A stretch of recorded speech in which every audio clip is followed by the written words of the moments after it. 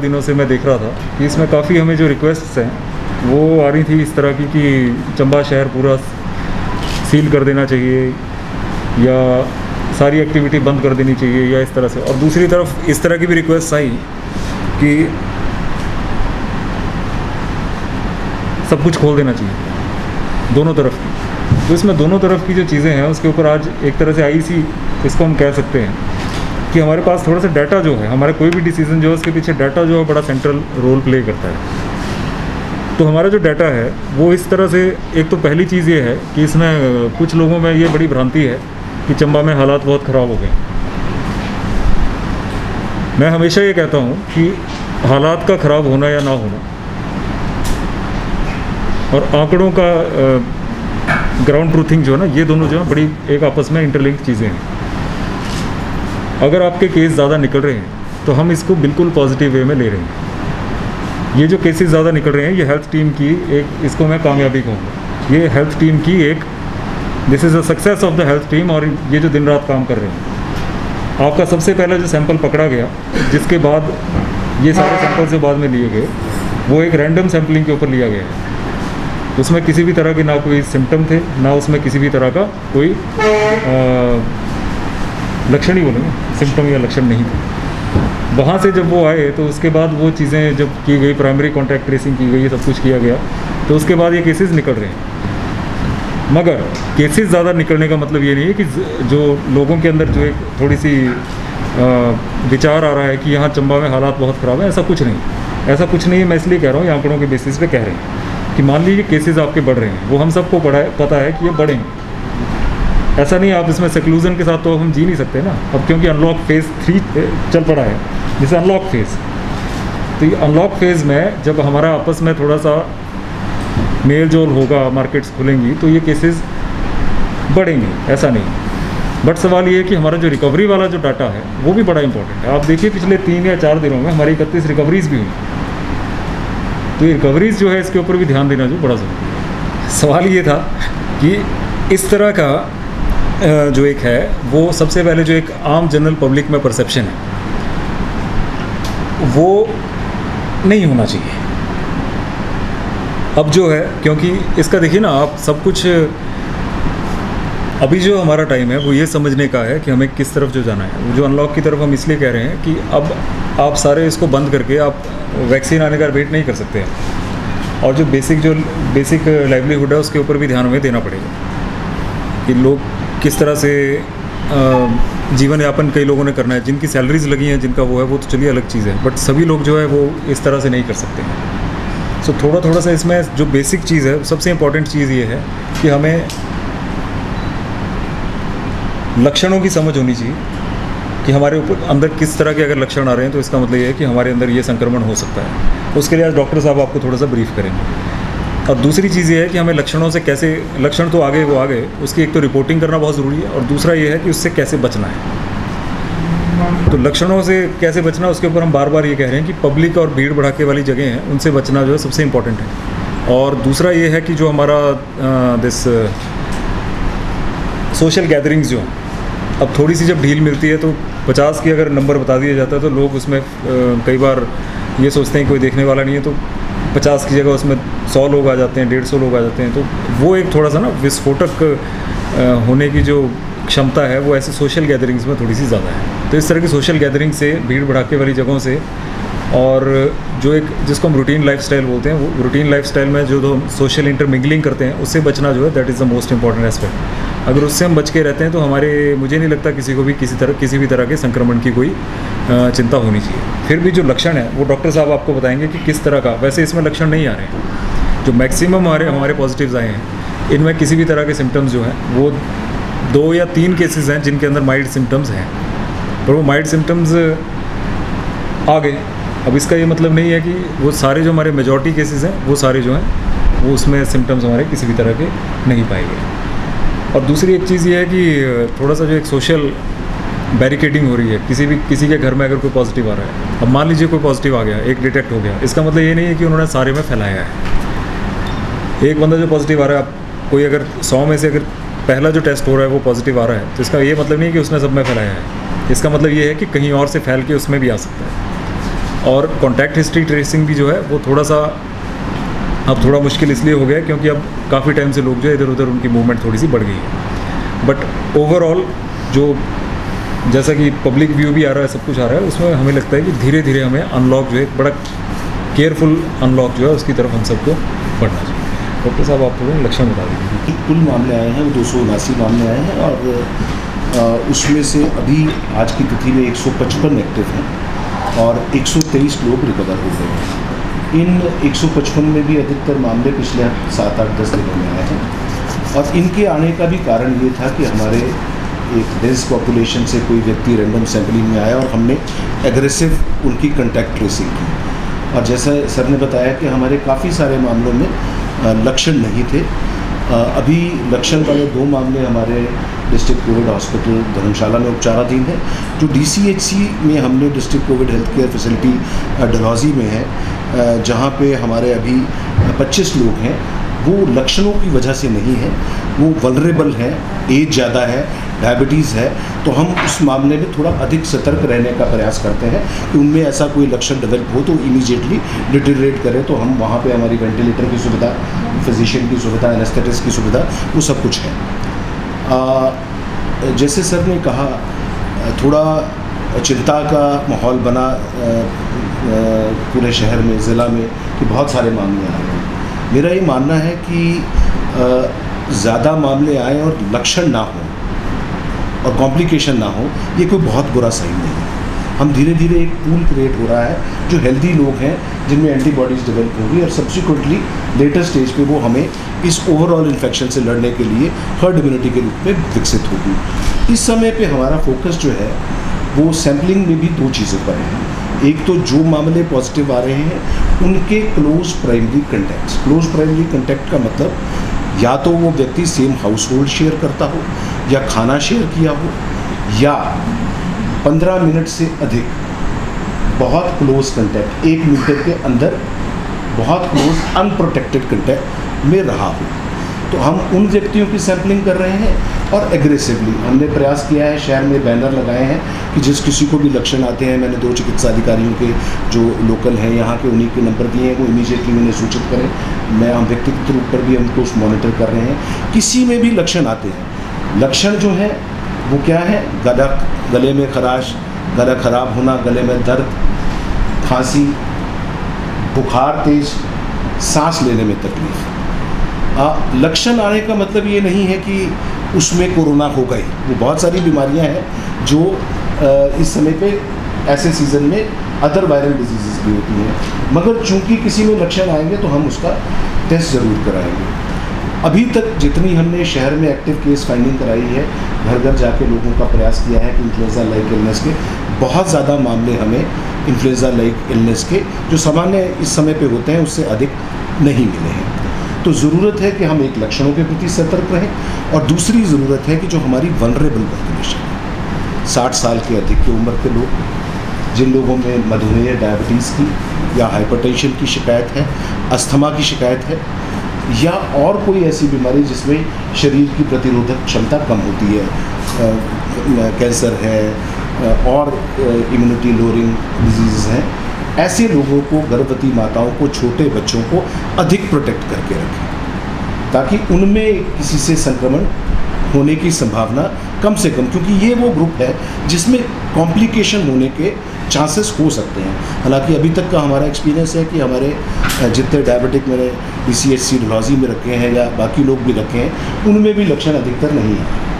तो ये एक अच्छी खबर है कि लक्षण कम आ रहे हैं, मगर आगे आने वाले समय में चूँकि संक्रमण अब जैसे अनलॉकिंग है तो फैलने की तो चिंता रहेगी ही, अधिक लोगों में बढ़ेगा, नंबर बढ़ेगा तो वल्नरेबल पॉपुलेशन का भी बढ़ेगा। तो हमें as a society, as individual हमें सतर्क रहना पड़ेगा और जो बार बार प्रशासन की तरफ से भी, विभाग की तरफ से भी फिज़िकल डिस्टेंसिंग, फेस कवर लगा के रखना, हैंड हाइजीन, कफ एटिकेट, बार बार अपने हाथ धोना या ना पॉसिबल हो तो सैनिटाइज़र से साफ़ करना, अननेसेसरी टच कहीं ना करें। सोशल गैदरिंग्स, यहाँ पे भी जो संक्रमण के पीछे का एक कारण ऐसा लगता है कि छोटी पॉपुलेशन में डेंस गैदरिंग में कुछ सोशल गैदरिंग्स हुई हैं जिसकी वजह से तेज़ी से संक्रमण हुआ है। इस समय पर किसी के सोशल गैदरिंग कोई कर भी रहा है तो हमें अपना दायित्व समझना चाहिए, हमें वहाँ नहीं जाना चाहिए। तो ये कुछ चीज़ें हैं जो मेरे को लगता है कि जिनका हम पालन करेंगे तो हम आने वाले समय में थोड़ा बेहतर as a district and as a society perform कर पाएंगे। होम आइसोलेशन, होम क्वारंटीन तो उन लोगों की है जो नेगेटिव हैं या बाहर से आए हैं। पॉजिटिव केस कोई आता है और यदि वो 60 साल से कम है, जिसमें और कोई कोमॉर्बिड कंडीशन जो मैंने पहले आपसे बात की, हाइपरटेंशन, डायबिटीज़, अस्थमा या और कोई ऐसी बीमारियां नहीं हैं, और जिसके घर में सेपरेट रूम, सेपरेट वॉशरूम है, और जिसके लिए एक 18 से 55 के व्यक्ति, उम्र का व्यक्ति, कोई भी घर के परिवार का सदस्य जिसमें और कोई बीमारी ना हो, केयर गिवर बनने के लिए तैयार है, ऐसे लोगों को हमने होम आइसोलेशन की सुविधा दी है। उन्हें उस कमरे में उनके हम एक अंडरटेकिंग लेते हैं, उन्हें एक बुकलेट दी जाती है जिसमें डूज एंड डोंट्स होते हैं, उन्हें क्या करना है क्या नहीं करना है। प्राइमरी केयर गिवर जो है वो उनको खाना सर्व करता है सिर्फ, एक उसके लिए भी डूज एंड डोंट्स की पूरी मुख्य चिकित्सा अधिकारी कार्यालय से आदेश जारी होते हैं कि उस व्यक्ति के लिए कौन केयर गिवर होगा, कौन मेडिकल ऑफिसर होगा डिटेरियोरेशन की स्थिति में, और कौन सर्विलेंस पर्सनल होगा जो रोज़ जाके उनके या टेलीफोन पे और फिजिकली जाके स्वास्थ्य की जांच, बुखार की, पल्स और जो सेचुरेशन है ऑक्सीजन की और टेम्परेचर इत्यादि की जांच करेगा। अभी तक पहले हम प्रयास कर रहे थे, पर बहुत ज़्यादा लोगों में, क्योंकि एक स्टिग्मा जुड़ गया था, तो बहुत ज़्यादा लोगों में वो नहीं एक्सेप्टेंस नहीं थी।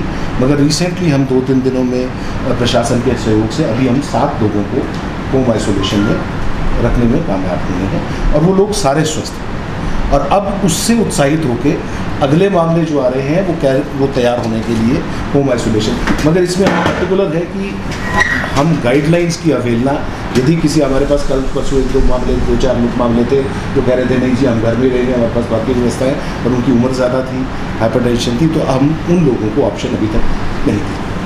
सर कुछ लोग जो है वो टेस्ट नहीं करवा रहे हैं, जिनके थोड़ा संदेह भी है, कुछ गाँव में भी ऐसे केसेज हैं, तो उसके लिए कोई ऐसी गाइडलाइंस है कि कैसे? देखिए, मेरी नज़र में ऐसा कोई मामला आया नहीं है। यदि कोई व्यक्ति मेरी डेफिनेशन में कंटैक्ट में फॉल करता है, और यदि और जो डेफिनेशन है उसमें फॉल करता है, तो ऐसा कोई टेस्ट होगा तो वो तो लीगल बाइंडिंग है। नहीं, इसमें ऐसा है ना, किसी को खांसी हो गई है, किसी को बुखार हो गया, इसका ये मतलब नहीं कि कोरोना है। हाँ, नहीं सर, वो पॉजिटिव के संपर्क में कोई किसी में जाता है, हाँ, करता है, उसके बाद वो लोग बोल भी नहीं, उसके बावजूद भी नहीं, अगर जो primary contact, close primary contact की परिभाषा में होगा और फिर मना करेगा, तब तो हम उसमें वो आप बता दें, अगर ऐसा है तो बता दें आप। एक सर और बात उठ रही है सर, ये जो दरोग में पॉजिटिव जो शुरू हुआ, तो यहाँ पे अब बस वो क्लैरिफिकेशन ही नहीं है उसमें कि एक कोई लेडीज़ थी जिसकी डेथ हुई थी, तो लोगों का यही कहना है वहाँ के कि वो हॉस्पिटल में एडमिट थी, उसको बुखार भी था, टाइफाइड भी था, लेकिन उसकी डेथ हो गई थी वहाँ, और उसका जो है वो कोरोना टेस्ट नहीं हो पाया, नहीं करवाया गया। देखिए, मेरी नॉलेज में ऐसी बात तो नहीं लाई गई। प्राथमिक तौर पे मुझे पता लगा था उस परिवार में मृत्यु हुई है, पर जो हमें पता लगा वो बताया गया कि घर में मृत्यु हुई है, और जब तक हमें पता लगा तब तक 6-7 दिन हो चुके थे, तो हम और कोई एक्शन, हमने उनके पूरे परिवार के टेस्ट जरूर दिए, उसमें कुछ व्यक्ति पॉजिटिव आए हैं, उन्हें हमने अप्रोप्रिएट फैसिलिटी दी। पर ऐसे टाइम में मैं एक और चीज़ देख रहा हूँ कि लोग जो हैं वो, अगर कोई पॉजिटिव आ रहा है तो उनके बोल रहे हैं, किराएदारों को बोल रहे हैं, अगर किसी का किराएदार पॉजिटिव आ जा रहा है तो बोल रहे हैं किराएदार को निकाल दो। और मतलब ये थोड़ा सा एक ना गलत सिग्नल जाता है कि हम सबको, अगर किसी के घर में कोई पॉजिटिव अगर कोई आ भी रहा है तो इसका ये मतलब थोड़ी है कि वो अछूत थोड़ी हो गया है वो। वी शुड हेल्प देम, और इसकी स्टिग्मेटाइजेशन ना करके। अब बात ऐसी है कि वो लोग, अब जैसे आप देखिए वो सरू में भाटी जी आए तो उन्होंने वहाँ जाके वो पूरा पॉजिटिविटी के साथ किया, तो ऐसा भी कुछ नहीं है कि आपको एकदम ही किसी का डिप्रेस कर देना है, क्योंकि पॉजिटिव जो आ रहा है वो तो थोड़े दिन में नेगेटिव हो गया, उसके बाद वो इम्यून हो जाएगा। जो बाकी लोग हैं उनको खतरे की भावना तो उनको है ना, जो बेसिकली पॉजिटिव नहीं हुए, डरने की ज़रूरत तो उनको है। तो इस पर क्या कार्रवाई रहती है प्रशासन की तरफ से, अगर कोई ऐसा किसी को डिप्रेस करता है, क्या प्रशासन क्या? नहीं, वो तो फिर कानून के अनुसार होगा ना, अगर किसी को हरासमेंट कर रहा है, कुछ कर रहा है वो तो कानून के अनुसार होगा। कंप्लेंट देगा। हाँ यस, कंप्लेंट बेसिस पे है, सर बाजार तो खुल रहा है सर। उसका डिसीजन करते हैं ना। बट मैंने आपको बता दिया कि बाज़ार बंद करना जो है ना, ये कोई सॉल्यूशन नहीं है। बात ऐसे है कि अब हम ये कह रहे हैं कि कोरोना में जैसे कई पॉजिटिविटी रेट अगर बढ़ भी रहा है, तो आप सारे का सारा बंद कर दोगे तो जो लोग बेचारे डेली अपनी दिहाड़ी पूरी करके, जो शाम का बेचारे 400-500 रुपये कमा के लेके जाते हैं, बच्चों को खिलाते हैं, कुछ घर का राशन लेके जाते हैं, उनके बारे में भी हमें सोचना पड़ेगा। और दूसरा ये है कि सारा बंद करने से ना एक थोड़ा सा साइकोलॉजिकल इम्पैक्ट ये होता है कि लोग ये सोचते हैं कि बस जी अब किसी के घर में कोई क्रिटिकल बीमारी वाला है, वो सोचेगा कि मैं बाहर ना जाऊँ। अब किसी को बीमारी है, किसी को कुछ लेना है, किसी को इमरजेंसी है, कई तरह की दिक्कतें सबको आती हैं। तो ये इस तरह का माइंडसेट कि सब कुछ ही बंद कर देना है, ये मेरे ख्याल से इसका सॉल्यूशन नहीं है। इसका सॉल्यूशन ये है कि हमें इसके साथ जीना कैसे है।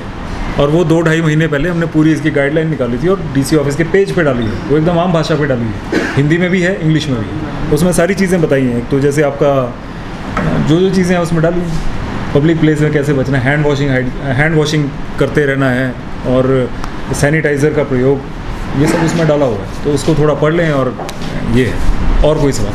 सर आप होम क्वारंटाइन में पत्रकार वार्ता कैसे? हाँ जी, आप होम क्वारंटाइन में पत्रकार वार्ता मैं होम क्वारंटीन हूँ। सर आप सुर्खियों में है, सुर्खियों में ये किसने बोला है?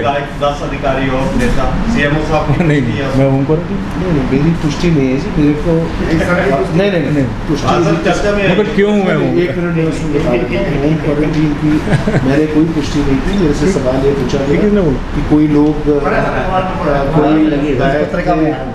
कजड़ी बना के उसके संपर्क में आए, तो मैंने ये कहा था कि जो क्लोज कंटेक्ट में आए हैं और यदि उनमें सिम्टम आते हैं, नहीं वो हम अच्छा, टेस्ट वो करते मैं इसका बताता हूँ। अगर आपको कुंजड़ी मल्हार से अगर आपको कोई वो है, देखिए कुंजड़ी मल्हार जो है यहाँ का क्लोजिंग सेरेमनी थी, ठीक है, उसमें सोशल डिस्टेंसिंग के साथ वो सब वहाँ पे गए।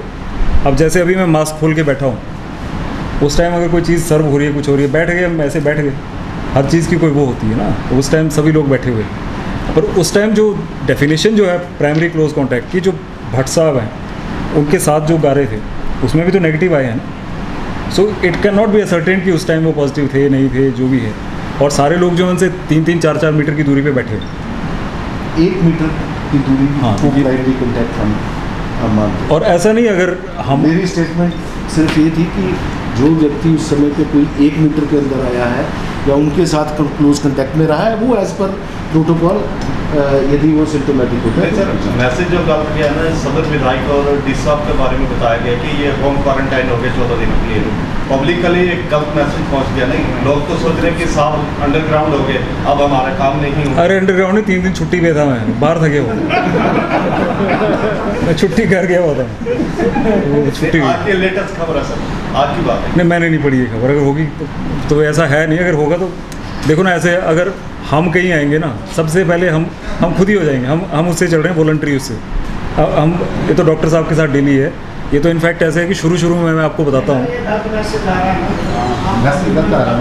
आपकी तरफ से क्लियर हो जाए ना ये बात।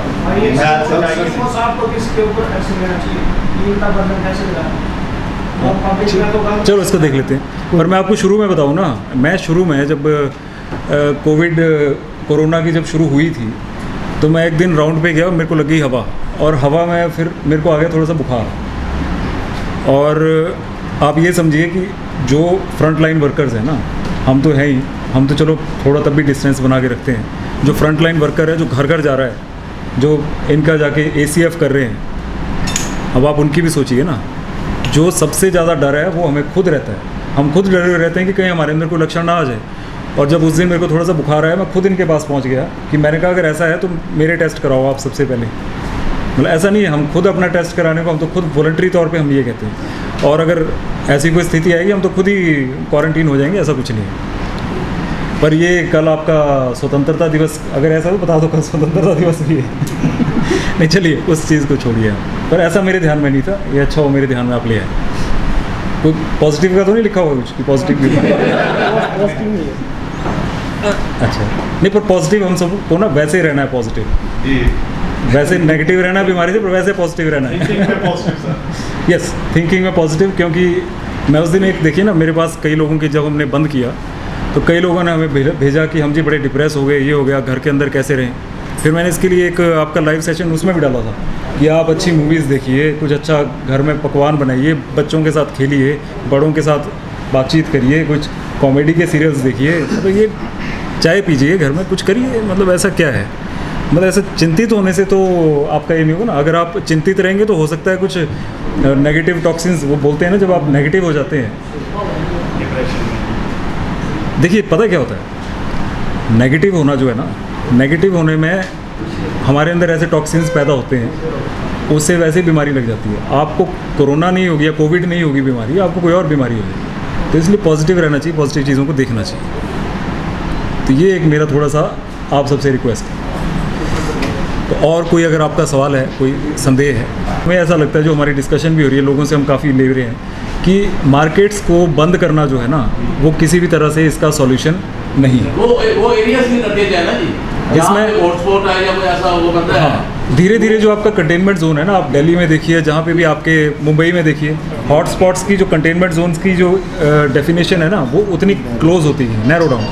कई जगह ऐसा हुआ कि बिल्डिंग में आ रहा तो बिल्डिंग में, अगर किसी फ्लैट में आ रहा तो वो फ्लैट कंटेनमेंट जोन भी बना दिया। ऐसा हो जाए ना। हाँ, पूरा शहर बंद करने से तो प्रॉब्लम हो जाएगी। हाँ, तो ये चीज़ थोड़ा सा आज बेसिकली ना, मैं ये चीज़ जो है आपसे डिस्कस यही करना चाह रहा था और ये फीडबैक भी लेना चाह रहा था कि कैसे इन्होंने भी अपनी कुर्सी बचानी है।